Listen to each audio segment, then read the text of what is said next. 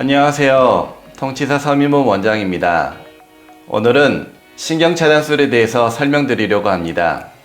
근육주사, 신경치료 등의 이름으로 불리우고 있지만 정확한 이름은 신경차단술, 영어로는 너브블락이라고 부릅니다. 2016년 대한통증학회에서 출간한 통증수기의 정석이라는 책 한 권에 들어있는 신경차단술의 종류는 총 58가지입니다. 머리와 목에 들어갈 수 있는 신경차단술의 종류는 20가지이고 허리에 들어갈 수 있는 차단술은 10가지가 넘습니다. 이렇듯 한 부위에 시술 가능한 차단술의 종류는 여러 가지입니다. 어떤 종류의 치료를 할지는 환자에 맞춰서 결정하게 됩니다. 그리고 치료 들어갈 때 몇 가지 신경차단술을 같이 하기 때문에 다른 병원에서 같은 부위 치료를 받고 오신 경우 동일한 신경차단술이 들어간 경우는 많지 않습니다.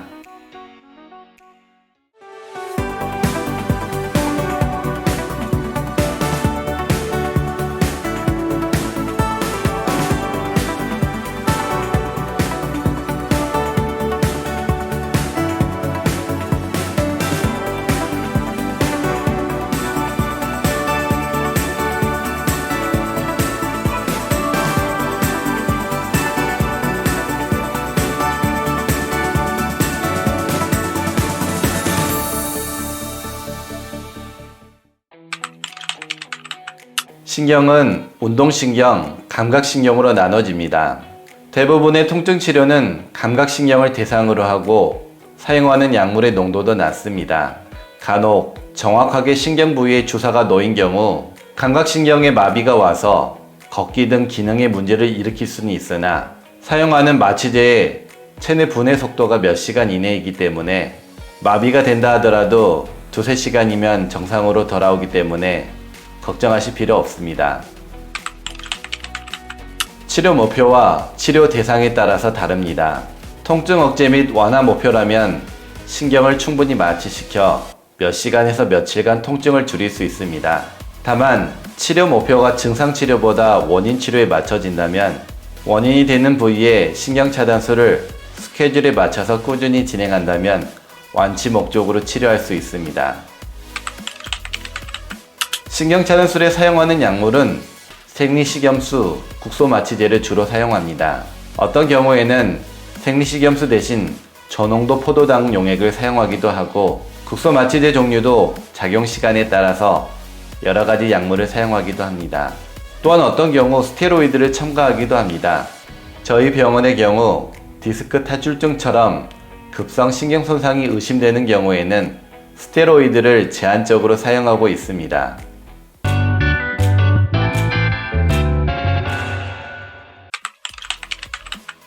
앞서 설명드렸던 대로 치료 목표에 따라 완치 목적으로 신경차단술을 사용할 수 있습니다. 검사를 통해 문제가 되는 근육, 힘줄, 신경 부위에 직접 투여함으로써 신경차단술의 1차 목표인 통증을 완화시키고 투여하는 위치 방법에 따라 치료 대상의 구조 변경을 시킬 수 있습니다.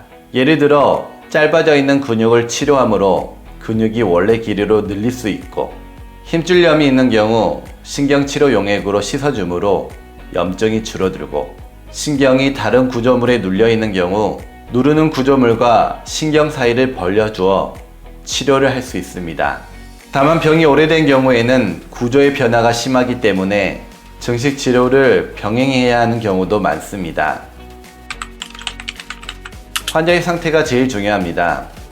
통증이 심해 구조가 변경되고 있는 상황이라면 통증 조절을 목적으로 치료가 들어가는 편이고 통증이 심하지 않은 경우 원인 치료를 위해 구조 부분에 대한 치료를 같이 들어갑니다.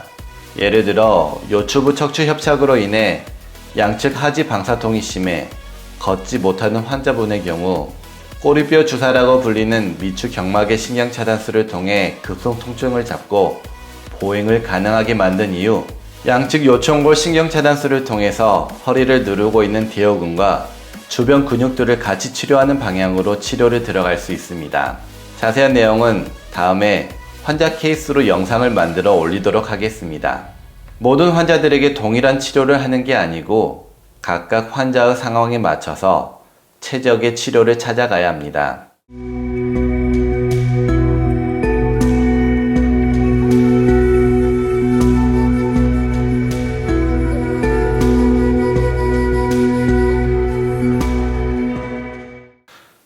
오늘은 통증 치료 중 하나인 신경차단술에 대해서 알아봤습니다. 신경차단술은 보험 진료이기 때문에 부담되지 않는 가격의 치료를 받을 수 있으며 즉각적으로 치료의 반응을 보이기 때문에 빠른 효과를 보이며 바로 결과를 예측할 수 있는 장점을 가지고 있습니다. 다만 바늘 공포증이 있는 분이라든지 혈우병 등의 혈액응고질환자, 아스피린 등의 약물을 복용하는 만성질환자, 고령의 경우 신중하게 치료를 결정해야 하며 치료받기 어려운 경우 제2충격파 혹은 도수치료 등으로 대체할 수 있기 때문에 경험이 많은 전문의와 상담 후 자기와 맞는 치료 방법을 찾으시면 됩니다. 다음에도 더 좋은 내용으로 찾아오겠습니다. 감사합니다.